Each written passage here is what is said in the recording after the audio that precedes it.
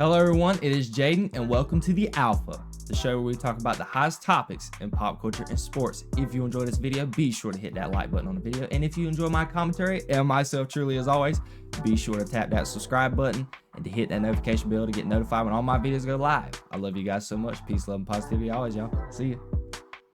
Damien Lillard. I don't talk that much NBA. It was very interesting to see that Damien Lillard went back to the Portland Trail Blazers. He got a huge, and I mean huge, cap-killing buyout for the Milwaukee Bucks. With the Milwaukee Bucks, he got that buyout. And at Damien Lillard's age and stuff, I was sitting there like, okay, there should be a way that Damien Lillard is wanting to go to a title contender, because that was the ultimate goal when he originally demanded the trade and wanted out of Portland. And he went to the Bucks. He teamed up with Giannis, and it ended up not fruition to a championship. And I was sitting there thinking, with Damien Lillard, when he was a free agent, I was like, oh, maybe join like the Lakers, finally join LeBron, maybe go join Kyrie on the Mavs, maybe even stay in the East, but go somewhere else in the East. Join the Indiana Pacers, even though that would be stupid, but maybe just entertain the idea. And he made a very shocking decision and decided to go back home to the Portland Trail Blazers. And as you see in my lower third, it was a very shocking move in the NBA world. It was a very shocking move. We're going to get to the article here. By Bleacher Report. Damian Lillard's contract agreement with the Portland Trail Blazers didn't receive unanimous approval from around the NBA. John Hollinger of The Athletic reported that people in the league were scratching their heads after Lillard signed a 3-year, $42 million deal with Portland, which is a bargain. And he signed that because of this. The star point guard will use the 2025-2026 season to rehabilitate the torn Achilles that he suffered in 2025 playoffs with the Bucks. Lillard became a free agent after the Bucks waived and stretched the remaining $103 million of his contract, gaining the financial flexibility to sign Miles Turner to a 4-year, $107 million contract. The 9-time All-Star will now be returned to the organization that he spent the first 11 years in his career, and is already the Portland Trail Blazers' all-time leading scorer.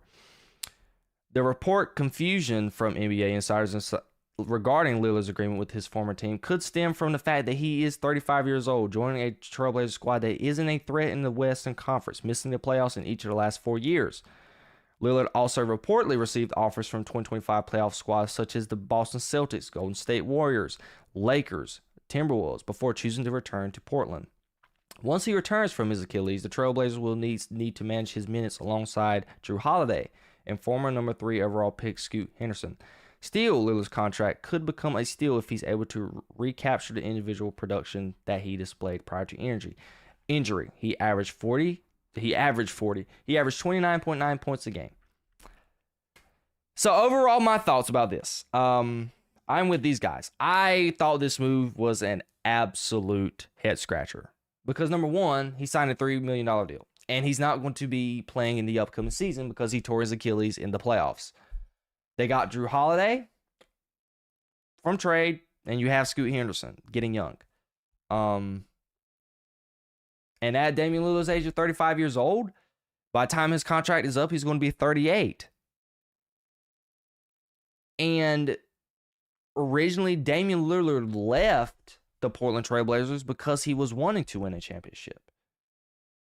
When he leaves the Trail Blazers, he's going to be 38 at the end of that contract. Well out of his prime. I love Damian Lillard. He is coming off an Achilles at 35 years old. I do not see a world in 3 years where Damian Lillard is going to be that franchise carrying guy like he was with Portland and playing at a super high level like he was these past couple of years on the Bucks. And this move shocked me because if I'm Damian Lillard, the goal is to still win a championship, and you're not doing that on the Portland Trail Blazers. And I know a lot of people have discussed in the media space about how, Portland's got these draft picks, and you have Jrue Holiday, who won a championship on the Boston Celtics. He's a great player, great facilitator, great defensive guy. Although he is getting old, You have Scoot Henderson. You had Shamar Stewart. No, not Shamar Stewart. I don't know that kid's name. Something Shaden Sharp or something like that, I think is his name. You have all these young guys who have some good potential, but you are in the West. You have teams like the Los Angeles Lakers with LeBron and Luka. You have Cooper Flagg and the Dallas Mavericks. The Denver Nuggets are still there. The Timberwolves. Who knows what the San Antonio Spurs is going to do with Victor Wembanyama and the crew. The list goes on and on of teams that the Western Conference, the Houston Rockets are going to be good. The Western Conference is going to be brutal to play in the next couple of years. Granted, in the next 2 years, LeBron is going to be gone at some point because he's going to retire.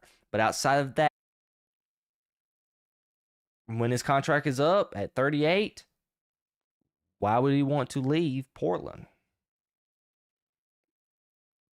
I say that because when Damian Lillard first was with Portland and all the trade rumors were going around about him wanting to go to Miami and things of that nature, Damian Lillard, before he even got traded, always talked about how much he valued loyalty.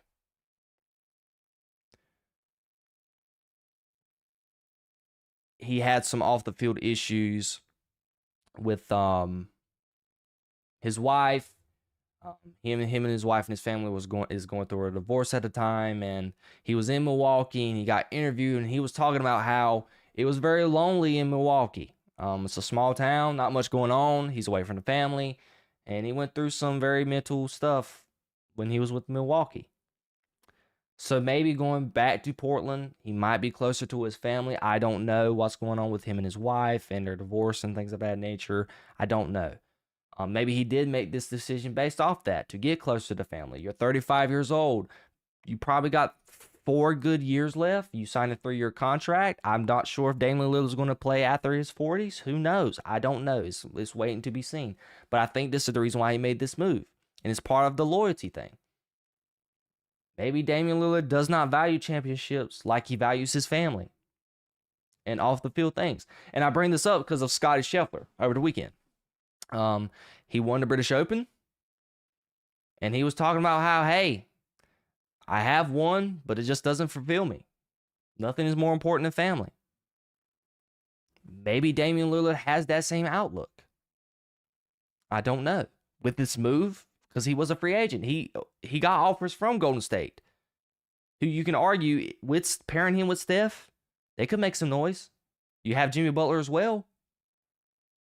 Timberwolves, Anthony Edwards, Michael Conley's getting old. They needed a point guard. You could make some noise on there. Same thing with the Lakers. They need a point guard. But in the end, he chose a team who has not even came close to sniffing the playoffs since he's left. And even the last year he was there. So there is an underlying factor about, I think Damian Lillard value loyalty.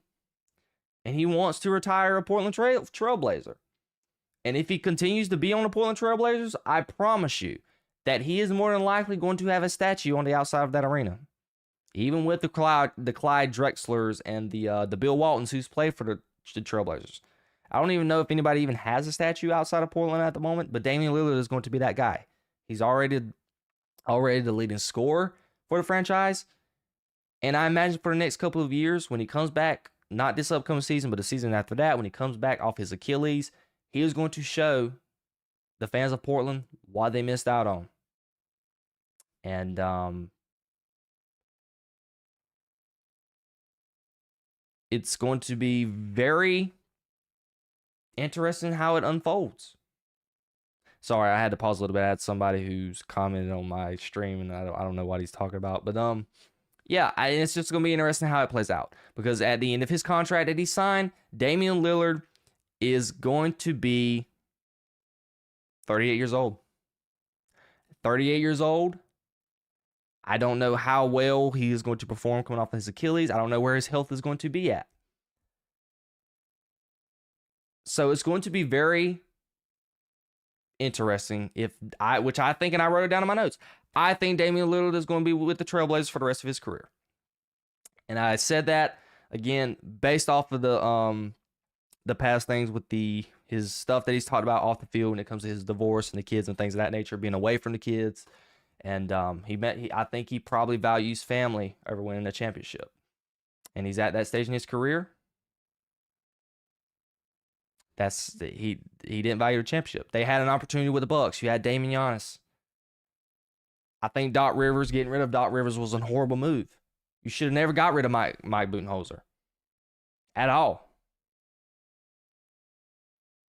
And you had some injuries going on with Chris Middleton as well, and you just was not able to get the job done. You very much underperformed.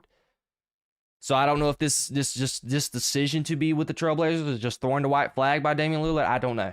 I really do think it was the off the field stuff. Dame was and Tulip plays here. He says Dame was already declining, let alone off an Achilles tear. I don't think so, man. Damian Lillard was not playing. I figured you was. I was trying to read your stuff. I think you were talking about the WNBA, but man, I don't think so. I obviously Damian Lillard is not.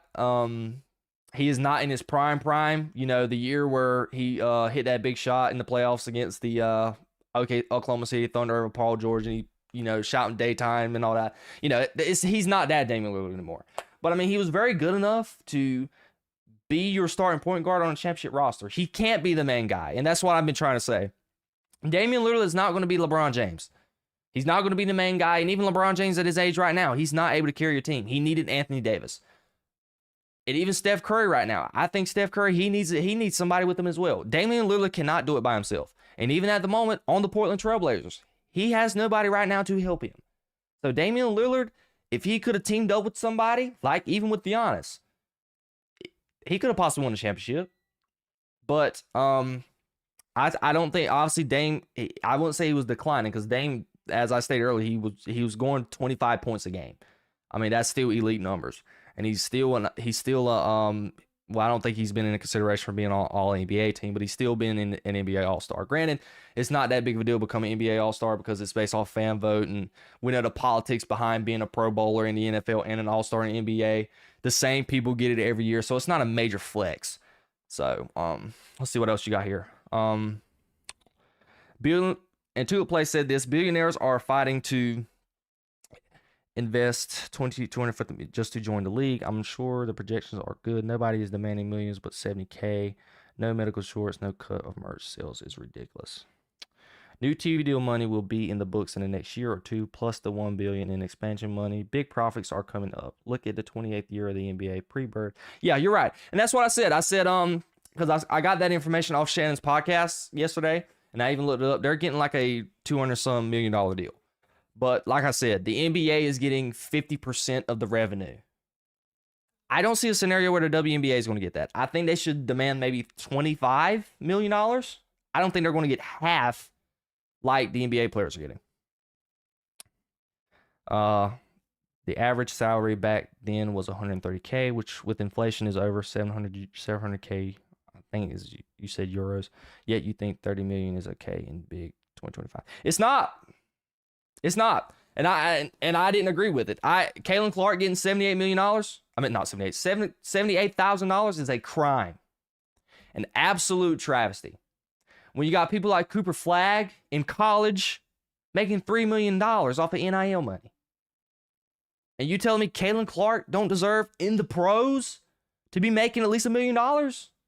Absolutely, man. I think that's a problem. So I'm with you. I don't think $70K is okay at all. And right now, and I'll show you guys the contracts. And I post them right here. Enrique Agumbawale. I think she's a good player. I think she's considered one of the best players in the WNBA. She's making $725,000 in 3-year contracts. So her average payout is $240 million.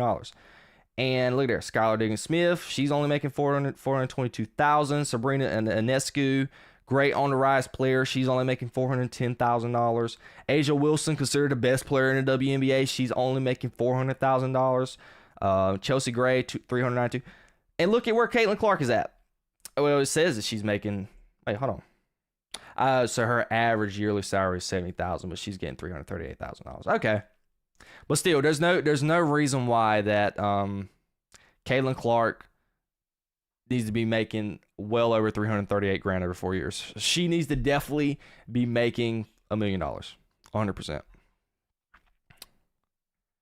Let's see if we got anything else here. Referring to the W, yeah. Yeah, man. Two plays. Thanks for the comments, man. I appreciate it. It's a great conversation. Me and you are pretty much on par. Again, I do not see a scenario where I don't see a scenario where WNBA players Caitlin Clark should definitely get paid over $80 million annually. Not $80 million, $80,000 annually. But we're just gonna have to wait and see.